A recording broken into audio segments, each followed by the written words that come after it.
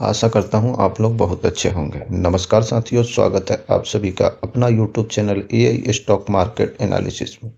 आज के इस वीडियो में हम लोग डिस्कस करेंगे डीसीएक्स सिस्टम लिमिटेड के बारे में। जी, ये डिफेंस सेक्टर का एक बहुत ही यूनिक स्टॉक है और इस स्टॉक में आज के इस वीडियो में हम लोग अपॉर्चुनिटी जानेंगे कि इस स्टॉक में क्या अभी जो डिस्काउंट चल रहा है, इस डिस्काउंट में हमें खरीदना चाहिए या नहीं खरीदना चाहिए, और ये स्टॉक फ्यूचर में कितना ग्रोथ आ सकता है इस स्टॉक के अंदर। और ये स्टॉक अभी हाल ही में कुछ दिन पहले लिस्टिंग हुई है। इसकी लिस्टिंग के बाद इस स्टॉक में एक अच्छा उछाल आया था, लेकिन उसके बाद अब इसमें जो करेक्शन हुआ है, तो जो भी इन्वेस्टर अगर आईपीओ में अलॉटमेंट नहीं मिला था, जिन भी इन्वेस्टर का, उन्हें उनके लिए एक ये अच्छा अपॉर्चुनिटी हो सकता है। ऐसा मैं क्यों कह रहा हूँ, इसके पीछे की लॉजिक मिलेगा आपको इस वीडियो में। तो इससे पहले आप लोगों से रिक्वेस्ट है कि यदि चैनल पर फर्स्ट टाइम विजिट किया है तो कृपया चैनल को सब्सक्राइब करें और बेल आइकन को प्रेस करें, ताकि इस तरह की वीडियो की नोटिफिकेशन आप तक पहुंचती रहे।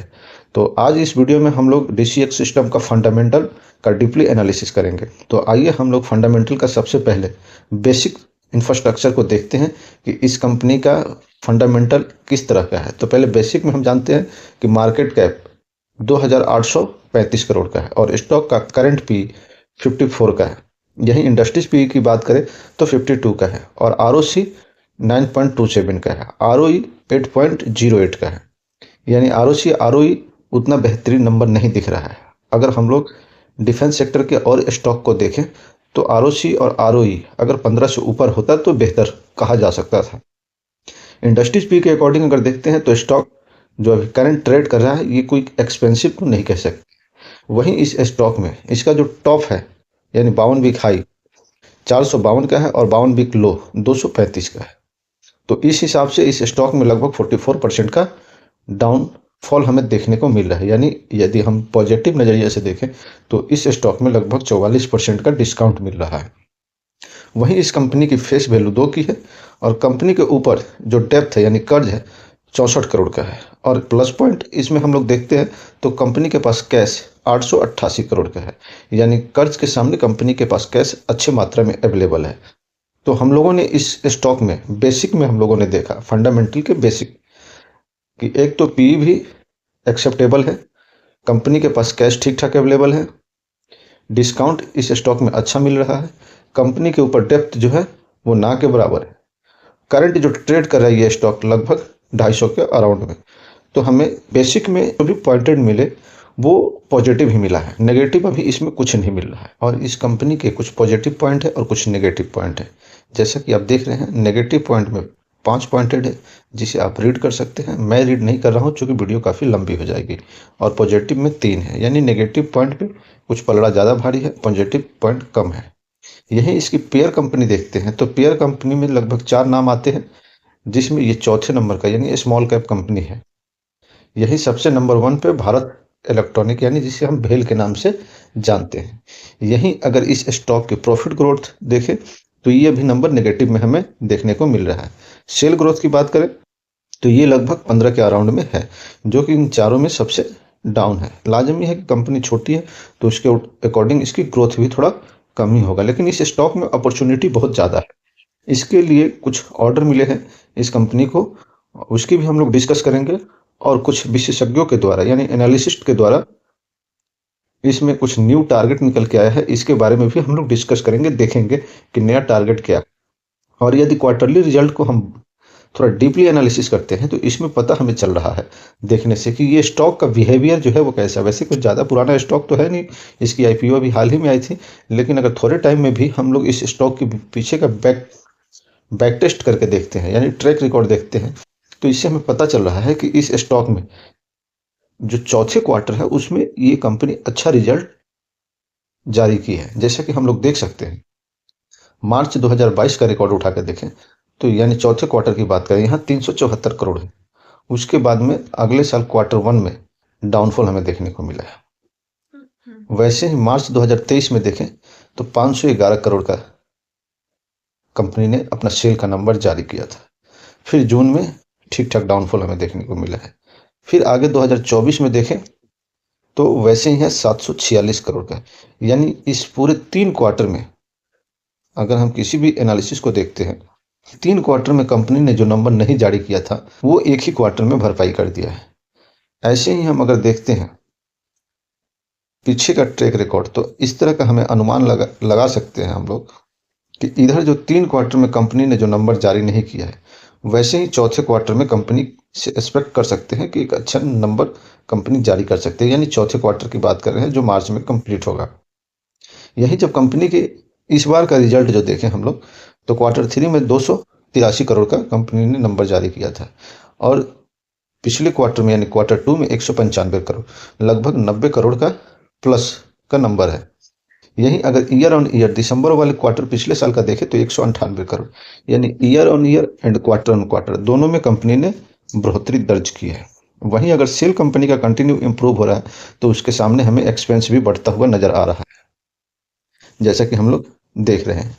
अब इसके बाद जो कंपनी का ऑपरेशनल प्रॉफिट मार्जिन है वो पिछले क्वार्टर में नेगेटिव में था, जो कि इस बार ऑपरेशनल प्रॉफिट मार्जिन जो है पिछले साल माइनस में था, पिछले क्वार्टर में माइनस में था, जो कि इस बार बढ़ के प्लस में हो गया है, कोई मामूली नहीं है। वहीं ईयरली बेसिस पे देखें तो इसमें एक डाउनफॉल ही हमें देखने को मिल रहा है। यानी ईयर ऑन ईयर देखते हैं तो 5% से घट के 1% पे है, एंड क्वार्टर ऑन क्वार्टर देखें तो माइनस से प्लस में हो गया 1%। अब यही इंपॉर्टेंट चीज होती है, कंपनी प्रॉफिट क्या हासिल कर रही है। तो कंपनी ने जो प्रॉफिट हासिल किया है अब तक वो रहा इस क्वार्टर में लगभग 12 करोड़ का, पिछले क्वार्टर में जो था वो 10 करोड़ का था। यही ईयरली बेसिस पे देखें तो ये नंबर फ्लैट है। अब मार्च में जो कंपनी नंबर जारी करेगी, ये इसकी बराबरी करना कंपनी के लिए बहुत ही टफ काम है। लगभग 750 करोड़ से प्लस का नंबर इस कंपनी को देना पड़ेगा, तभी जाके परफॉर्मेंस बेहतर कहला सकता है। अदरवाइज इस स्टॉक में एक और जबरदस्त करेक्शन के लिए इन्वेस्टर को तैयार रहना पड़ेगा। यही ईपीएस की बात करें तो पिछले साल जो कंपनी ने ईपीएस जारी किया था क्वार्टर 3 में वो 1.23 का था, और इस साल 1.05 का है। यही यानी पिछले क्वार्टर से कंपेयर करें तो 0.92 से बढ़ के, यानी ईपीएस क्वार्टर ऑन क्वार्टर तो बढ़ा है, लेकिन ईयर ऑन ईयर थोड़ा डाउनफॉल हमें देखने को मिल रहा है। तो ये तो हम लोगों ने देखा क्वार्टरली रिजल्ट, और क्वार्टरली रिजल्ट में ऐसा अनुमान लगाया जा सकता है कि इस बार कंपनी अच्छा नंबर जारी करेगी। यही operational profit margin yearly basis पे देखें तो जो कि 2% फिलहाल चल रहा है कंपनी का, पिछले साल जो था वो 5% का था, उससे पहले 7% का था। यानी ऑपरेशनल प्रॉफिट मार्जिन में एक डाउनफॉल देखने को मिल रहा है, और इस क्वार्टर में चाहे कंपनी जैसा भी रिजल्ट पेश कर ले वो उसके लिए बहुत ही टफ होगा। कंपाउंडिंग सेल ग्रोथ देखें तो 5 साल, 3 साल और लास्ट 1 ईयर में नंबर ठीक ठाक हमें देखने को मिल रहा है। कंपाउंडिंग प्रॉफिट ग्रोथ की बात करें तो लास्ट 1 ईयर में नेगेटिव में है, इसलिए कि इस स्टॉक में काफ़ी करेक्शन हुआ है, और उसके अकॉर्डिंग अर्निंग पे भी इसका असर पड़ा है, जिसकी वजह से इस स्टॉक में करेक्शन हुआ है। स्टॉक प्राइस सीजीआर की बात करें तो लास्ट 1 साल का है, और ये भी निगेटिव में है। रिटर्न ऑन इक्विटी की बात करें तो ये ऑलमोस्ट ठीक ठाक ही कह सकते हैं। और यहीं पे अगर कंपनी की बैलेंस शीट देखते हैं तो कंपनी के पास जो रिजर्व है 1111 करोड़, और यही कंपनी की लाइबिलिटी जो है वो 567 करोड़ की है। मेन चीज होता है कंपनी का एसेट्स, जो लॉन्ग टर्म इन्वेस्टर है उनके लिए तो कंपनी का एसेट्स ही मायने रखता है। जहां 2019 में, मार्च 2019 में कंपनी का एसेट 500 करोड़ का था, वो बढ़ के अब 1765 करोड़ पे पहुंच गया।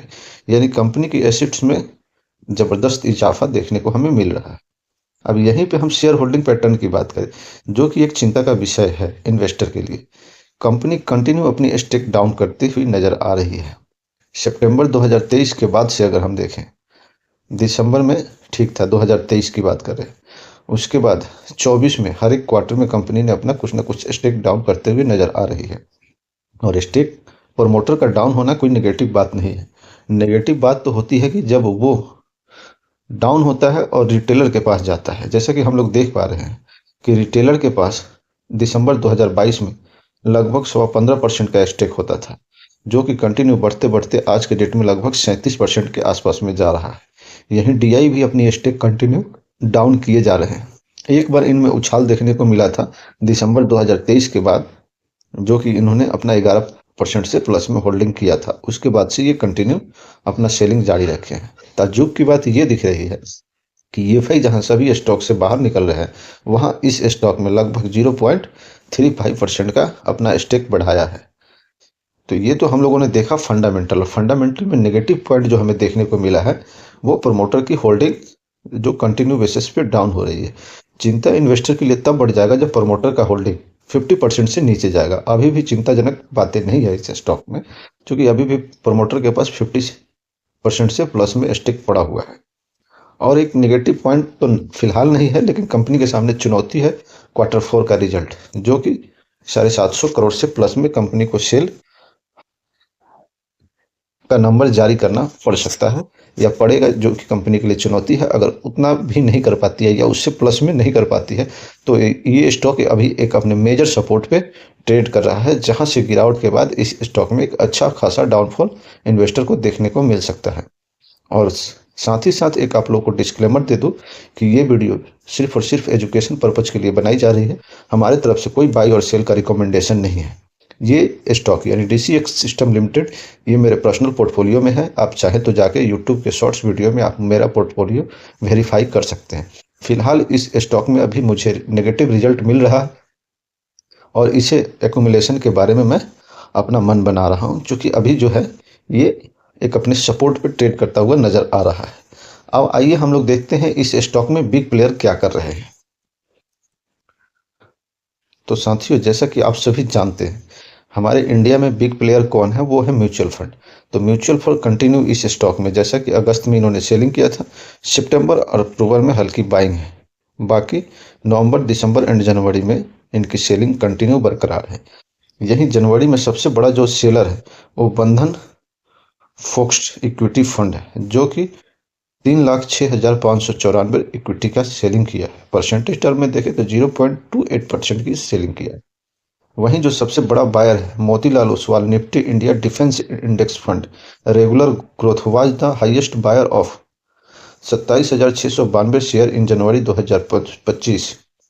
परसेंटेज के टर्म में देखें तो 0.02% की बाइंग हुई है। तो म्यूचुअल फंड को अभी इस स्टॉक में कुछ भी अपॉर्चुनिटी नहीं दिख रही है। इस स्टॉक को एक नया ऑर्डर मिला है, इसके बारे में भी हम लोग डिस्कस करेंगे, लगभग 5 करोड़ का है। उससे पहले इस स्टॉक के बारे में जो कुछ विशेषज्ञों के द्वारा अपना ओपिनियन दिया गया है, यानी कुछ नए टारगेट आए हैं, जिसे हम लोग एक बार वेरीफाई करते हैं, क्रॉस चेक करते हैं, इसके बाद आगे न्यूज पे चलेंगे। तो साथियों, जैसे कि आप देख पा रहे हैं, DCX system limited last trading session में लगभग 0.25% का डाउनफॉल हमें देखने को मिला था। स्टॉक करंटली 254 पे ट्रेड कर रहा है और इस स्टॉक में जो फ्यूचर में एक साल के लिए देख रहे 1 year forecast for DCX system limited है, वे maximum estimate of 360 and a minimum estimate of 360, यानी कि जो इस स्टॉक में अभी करंट मार्केट प्राइस है, टारगेट है वो 360 का है और अभी 254 पे ट्रेड कर रहा है। यही इस स्टॉक का जो रेटिंग है वो विशेषज्ञों के द्वारा बाई का रेटिंग दिया गया है। अब आइए हम लोग देख लेते हैं इस स्टॉक का लेटेस्ट अपडेट क्या है। तो साथियों, जैसा कि आप सभी देख रहे हैं, DCX सिस्टम लिमिटेड को भारत इलेक्ट्रॉनिक्स लिमिटेड से 4.79 करोड़ रुपए का निर्यात खरीद ऑर्डर मिला है। तो इस स्टॉक में, और ये जो न्यूज है 26 फरवरी 2025 का न्यूज है, तो यानी उसके बाद अभी मार्केट ओपन हुआ नहीं है हमारा। तो जैसे ही मार्केट ओपन होगा यानी नेक्स्ट ट्रेडिंग सेशन में, उस दिन इस स्टॉक में एक अच्छा खासा बाउंस बैक हमें देखने को मिलेगा। ऐसा मैं इसलिए कह रहा हूं कि चूंकि रक्षा क्षेत्र के प्रमुख कंपनी DCX सिस्टम लिमिटेड को भारत इलेक्ट्रॉनिक लिमिटेड VEL यानी वेल के नाम से जानते हैं, उसे लगभग 5 करोड़ के निर्यात के ऑर्डर दिया गया है। इस खरीद में रक्षा से संबंधित ये ऑर्डर है, आप पढ़ सकते हैं। मैं अगर पढ़ूँ तो वीडियो काफ़ी लंबी हो जाएगी, इसलिए मैं कोशिश कर रहा हूँ कि शॉर्ट में आप सभी के पास सारी इन्फॉर्मेशन को पहुँचा दिया जाए। एक प्रमुख भारतीय ऑफसेट पार्टनर है, यह बेसिक एरोस्पेस और रक्षा OEM को सेवाएं प्रदान करता है। तो ये तो रही DCX सिस्टम के बारे में अपडेट। आशा करता हूं आपको हमारी तरफ से दी हुई जानकारी से आप संतुष्ट होंगे। तो कृपया हमें सपोर्ट करने के लिए चैनल को सब्सक्राइब करें और बेल आइकन को प्रेस करें, ताकि इस तरह की वीडियो की नोटिफिकेशन आप तक पहुंचती रहे। और DCX सिस्टम के आपके पोर्टफोलियो में कितना स्टॉक है, कृपया कमेंट करके जरूर बताएं, या आप फिर फ्रेश बाइंग करना चाहते हैं वो भी अपना ओपिनियन कमेंट्स बॉक्स में जरूर बताएं। और इस वीडियो से रिलेटेड आप कुछ भी अपना विचार हमें साझा करना चाहते हैं या कुछ नया ऐड करना चाहते हैं कि इस वीडियो में यहाँ से भी, इस साइड से भी ये चीज़ें इंक्लूड किया जाए, तो वीडियो और बेहतर हो सकता है इन्फॉर्मेशन के लिए। तो आप अपना राय कमेंट बॉक्स में ज़रूर दें। मिलते हैं अगले वीडियो में, तब तक आप अपना ख्याल रखिएगा। जय हिंद, वंदे मातरम, भारत माता की जय।